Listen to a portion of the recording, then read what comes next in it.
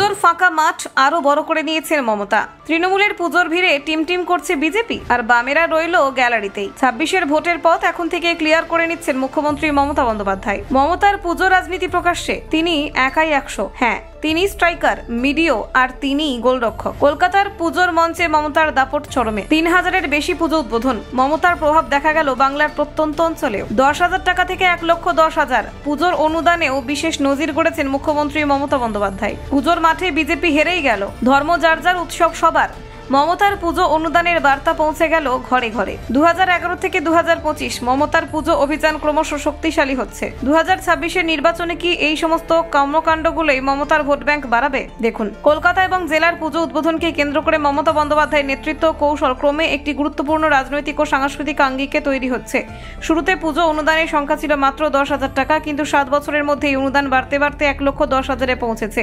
অনুদানের সঙ্গে প্রাপকের সংখ্যাও বিস্তার বাড়ানো হয়েছে। 7 বছর আগে প্রাপকের সংখ্যা ছিল 28,000, যা ক্রমশ বৃদ্ধি পেয়ে 45,000-এ দাঁড়িয়েছে। 2025 সালে পুজো উদ্বোধন সংখ্যায় নজির সৃষ্টি করেছে। কলকাতা এবং জেলায় প্রত্যন্ত অঞ্চল মিলিয়ে 3,000-এরও বেশি পুজো উদ্বোধন করেছেন মুখ্যমন্ত্রী। এটি শুধু সাংস্কৃতিক উদযাপনের অংশ নয়, বরং রাজনৈতিক প্রভাব বিস্তারের একটি মাধ্যম হিসেবে কাজ করছে। মমতা নিজেই পুজোর মাঠকে একটি কার্যকর জনসংযোগের মঞ্চে রূপান্তর করেছেন। মমতার পুজোর মাঠ বড় করার কৌশলটি তার নিজস্ব রাজনৈতিক চিন্তাভাবনার প্রতিফলন। তিনি শুধু ফাঁকা মাঠে দাঁড়িয়ে থাকেননি, বরং নিজের মতো করে মাঠ বড় করেছেন। কোচবিহার থেকে কাকদ্বীপ পর্যন্ত বিস্তৃত এই মাঠে তিনি একসাথে স্ট্রাইকার, মিডিও এবং গোলরক্ষক, মোট কথা পুরো খেলাই সক্রিয়। বাম জামানায় সিপিএমের সাংগঠনিক নিয়ন্ত্রণ থাকলেও পুজোতে তাদের সরাসরি উপস্থিতি দেখা যেত না। দলগতভাবে তারা পুজোর সঙ্গে যুক্ত ছিলেন না, বরং আদর্শিক কারণে সচেতনভাবে দূরে থাকতেন।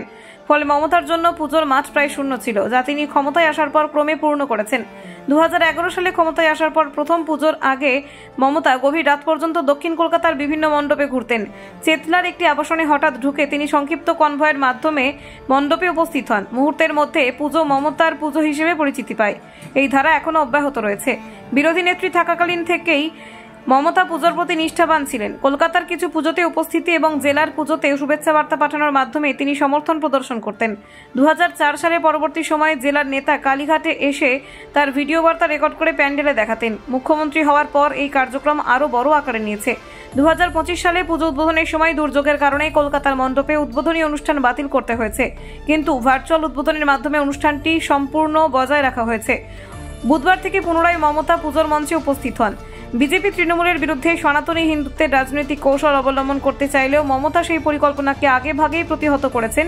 কলকাতা ও জেলার পুজো উদ্বোধনে শুভেন্দু অধিকারীর মতো নেতারা কম উপস্থিতি থাকলেও তৃণমূলের পুজোর উপস্থিতি বেশি। বারোয়ারিতে স্থানীয় নেতাদের নিয়ন্ত্রণে থাকা তৃণমূলের শক্তি স্পষ্টভাবে দেখা যায়। পুজো কমিটিগুলিকে অনুদান দেওয়ার পাশাপাশি মমতা বিদ্যুতের বিলেও ছাড় প্রদান করেছেন। এই অনুদান ও সুবিধার পরিমাণ বছর বছর বৃদ্ধি পেয়েছে। Bureau report, news prime Times.